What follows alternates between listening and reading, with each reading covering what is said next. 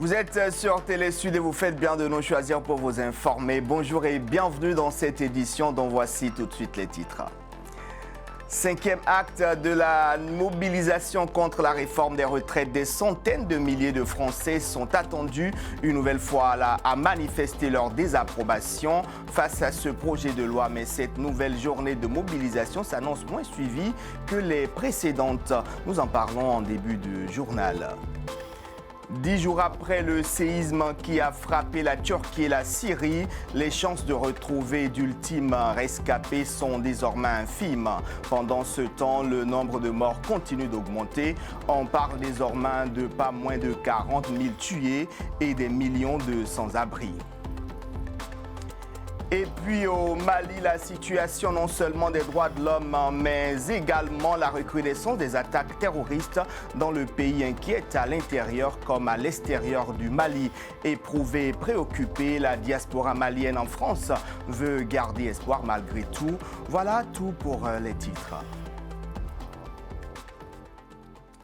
Je vous le disais en titre, alors que les députés ont jusqu'à ce vendredi pour finaliser l'examen du projet de loi sur la réforme des retraites, les syndicats maintiennent la pression. Une nouvelle journée de mobilisation se déroule ce jeudi dans toute la France. La 5e en quelques semaines. Elle s'annonce moins suivie que les précédentes. Mathieu Nicolas.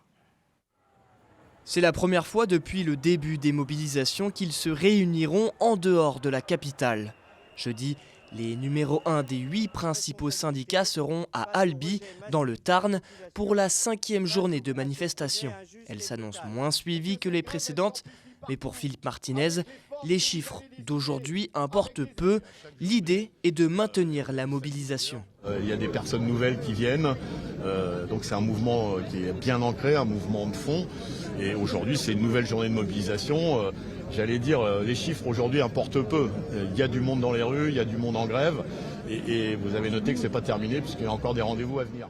4 TGV sur 5 en circulation, un trafic qui devrait être normal dans le métro parisien, mais 30% des vols à Paris et à Orly annulés. C'est mieux que lors des précédentes manifestations. L'intersyndicale souhaite surtout mettre toutes ses forces dans la balance le 7 mars, date à laquelle il menace de mettre le pays à l'arrêt si le gouvernement ne renonce pas à reporter l'âge de la retraite à 64 ans contre 62 aujourd'hui. La veille, l'article 2 de la réforme était rejeté à l'Assemblée nationale sous les applaudissements des députés de l'opposition. Votant 467, exprimé 459, majorité 230 pour, 203 contre, 256. L'Assemblée nationale n'a pas adopté. En pleine période de vacances scolaires pour une grande partie du pays, la participation à cette nouvelle journée de manifestation s'annonce en nette baisse. Mais à l'Assemblée nationale, comme dans les rues, les opposants à la réforme des retraites ne baissent pas les bras. La principale préoccupation des centrales syndicales aujourd'hui est de savoir si les députés parviendront à examiner avant vendredi minuit l'article 7 du texte qui porte le recul de l'âge légal de départ de 62 à 64 ans et qui cristallise toutes les tensions. En Syrie et en Turquie, 10 jours après le violent séisme qui a touché les deux pays, le bilan continue de s'alourdir. On parle désormais de pas moins de 40 000 morts et des millions de sans-abri. Les équipes de sauvetage laissent peu à peu place aux pelleteuses. Ces engins commencent à déblayer les milliers d'immeubles effondrés sur eux-mêmes sous le regard toujours incrédule des habitants. Les chances de retrouver d'ultimes rescapés sont désormais infime. Pendant ce temps, la prise en charge des blessés se poursuit sur le terrain. Le défi est grand, mais les centres d'urgence installés essaient d'apporter des soins appropriés aux rescapés. À Idiyama, en Turquie, par exemple, la France a ouvert mardi un hôpital capable d'accueillir 100 blessés par jour. Laurent Leleu. Tremblay en France, dimanche 12 février. Cet avion français transporte 50 tonnes de matériel humanitaire en direction de Gaziantep en Turquie. Il contient notamment un hôpital de grande capacité qui sera déployé sur à peu près 1000 mètres carrés.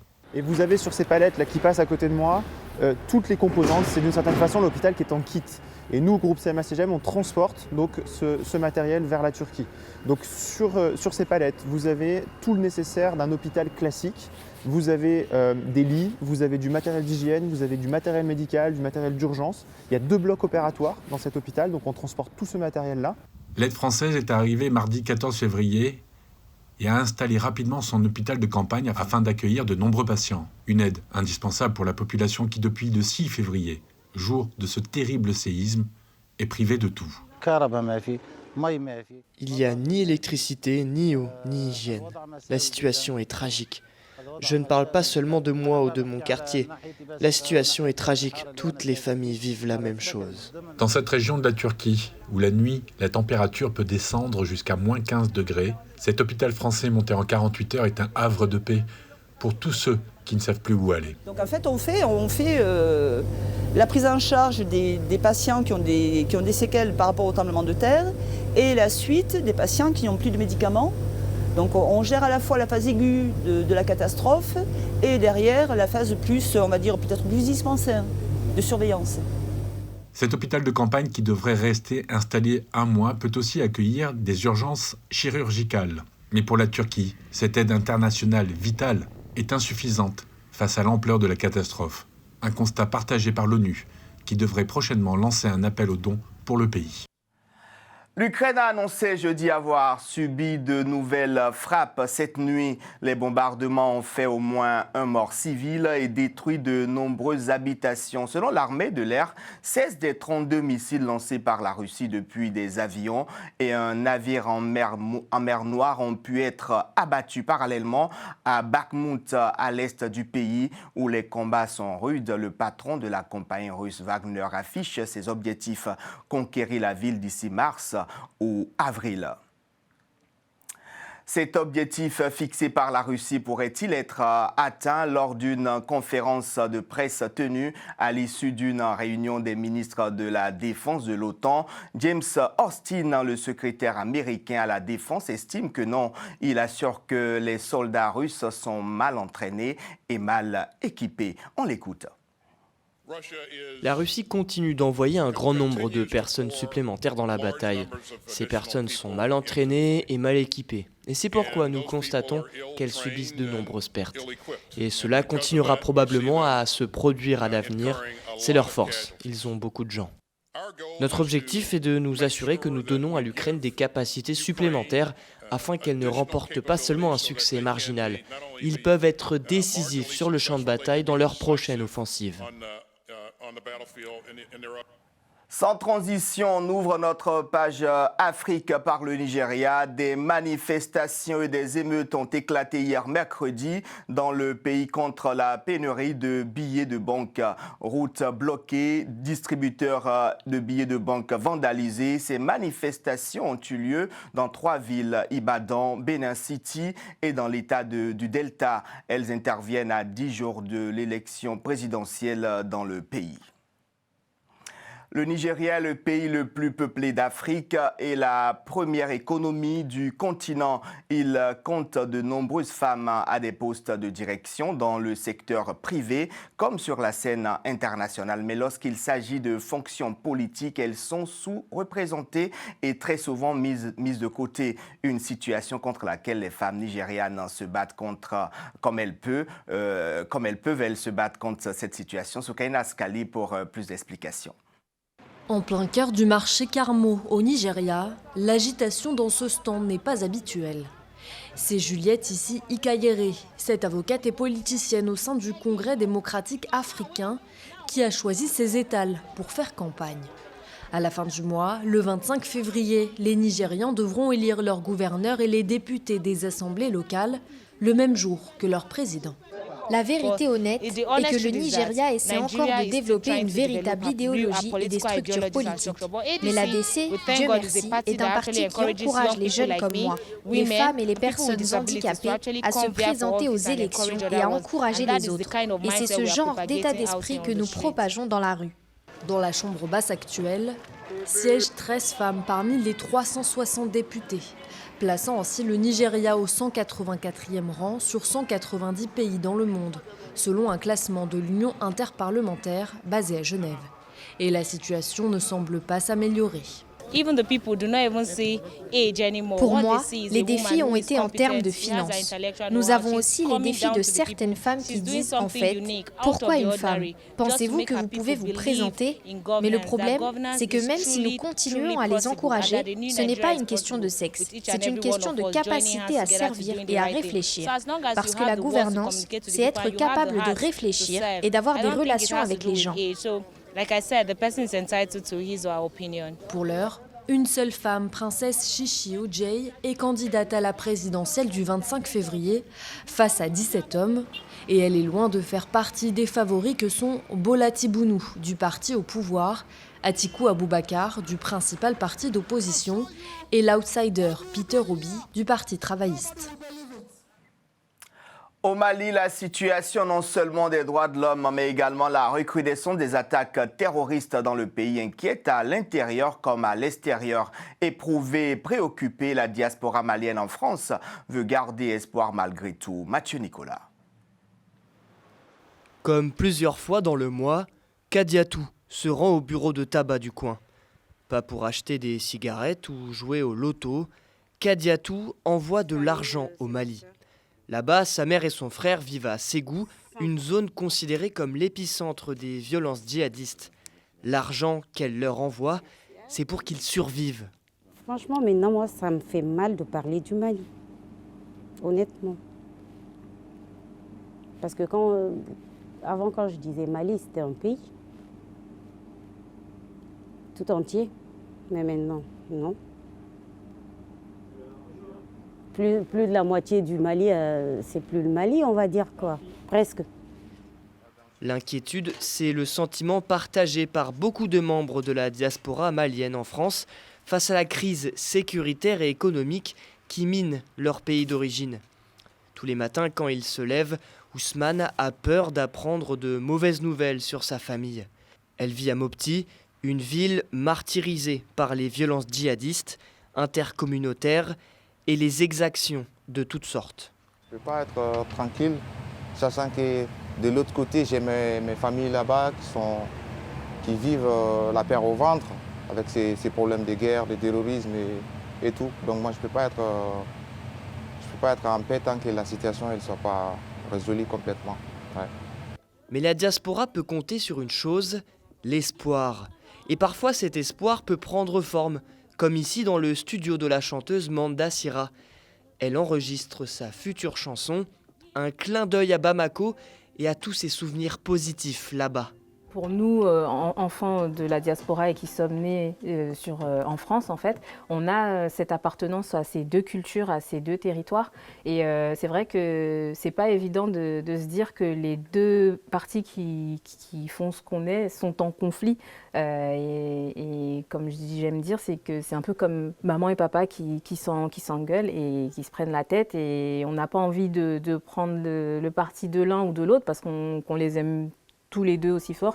Une part de l'artiste, comme beaucoup de membres de la diaspora malienne en France, est convaincue qu'il y a un terrain d'entente possible entre la France et le Mali.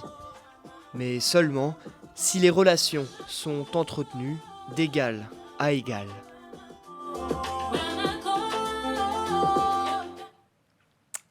3 ans que les frontières de la Côte d'Ivoire étaient fermées. Elles le sont depuis le début de la pandémie de Covid-19 en mars 2020.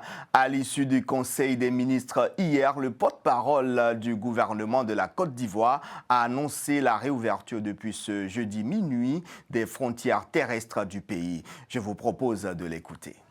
Le décret donc adopté ce jour fixe l'ouverture des frontières terrestres pour compter du mercredi 15 février 2023 à minuit. Cette décision de réouverture des frontières terrestres intervient surtout après la maîtrise des voies secondaires de passage clandestin par nos forces de sécurité et permet ainsi une redirection des voyageurs vers les passages officiels de traversée afin de pouvoir assurer un meilleur contrôle du flux migratoire. On parle d'une autre réouverture de frontières. Celle-ci est effective depuis plusieurs mois. Après 5 ans de brouille diplomatique entre le Rwanda et le Burundi, une réouverture qui fait le bonheur des habitants de la ville de Roua qui peuvent commercer plus librement avec le Rwanda voisin. Nos correspondants locaux y ont fait un tour. Voici leur reportage. Plus de 5 ans venaient de s'écouler, sans circulation, sans commerce, sur la frontière d'Oruwa entre le Burundi et le Rwanda. Nous sommes à l'ouest du pays, en province de Cibitoke. Des véhicules traversent la frontière.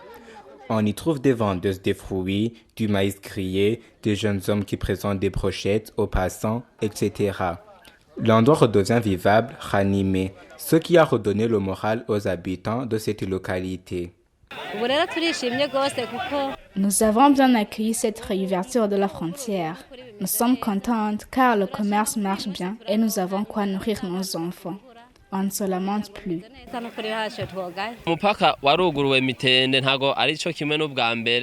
Ça va mieux avec la réouverture de la frontière, car avant, le lieu était désert, pas d'échanges commerciaux. Aujourd'hui, nous avons des clients. Cette réouverture de la frontière est aussi une bonne nouvelle pour l'administration provinciale. Karen Mizoza, gouverneur de Cibitoke, indique qu'en plus de l'amélioration des relations amicales, cette décision est très bénéfique au point de vue économique.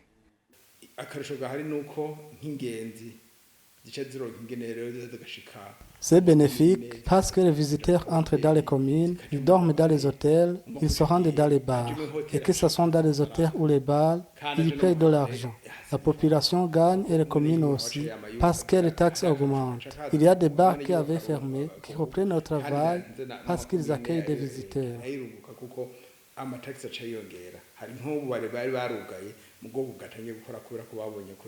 Les relations entre le Burundi et le Rwanda s'étaient détériorées en 2015 suite à la crise politico-sécuritaire née des contestations contre le 3e mandat du feu président Pierre Nkurunziza, jugé illégal par l'opposition, la société civile et une partie de son propre camp.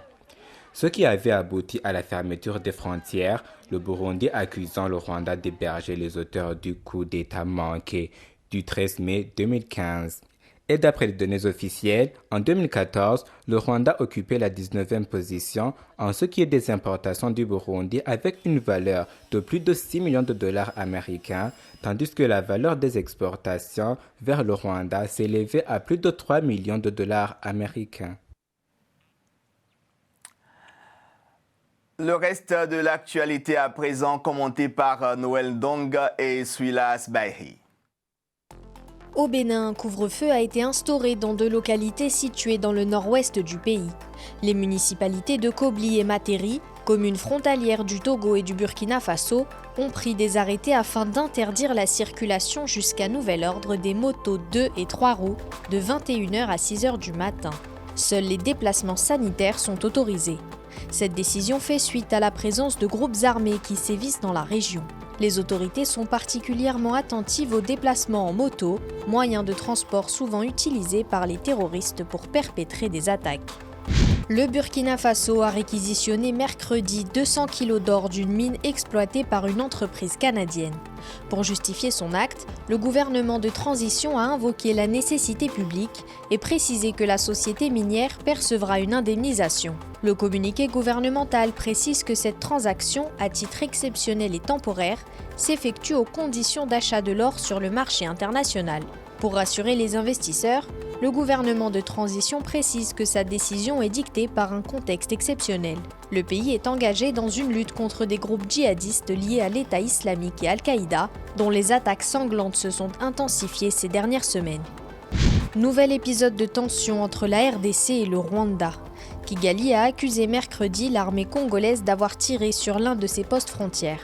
Selon Kigali, vers 4h30, une dizaine de soldats des forces armées de la République démocratique du Congo ont pénétré la zone neutre et ouvert le feu sur un poste frontière placé entre le district de Rusizi, côté rwandais, et la ville de Bukavu, côté congolais.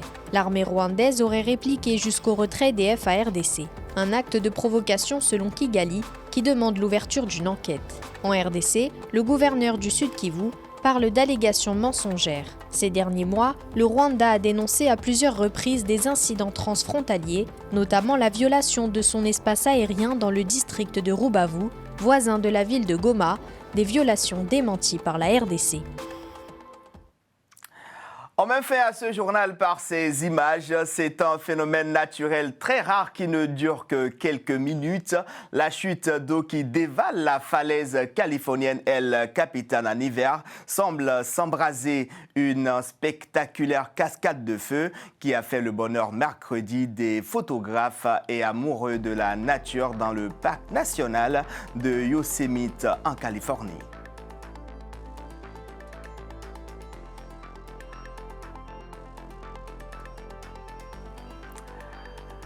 Fin de cette édition, merci de l'avoir suivi. Retrouvez Soukaina Scali pour les informations du soir. Prenez soin de vous en regardant Télé Sud. Au revoir.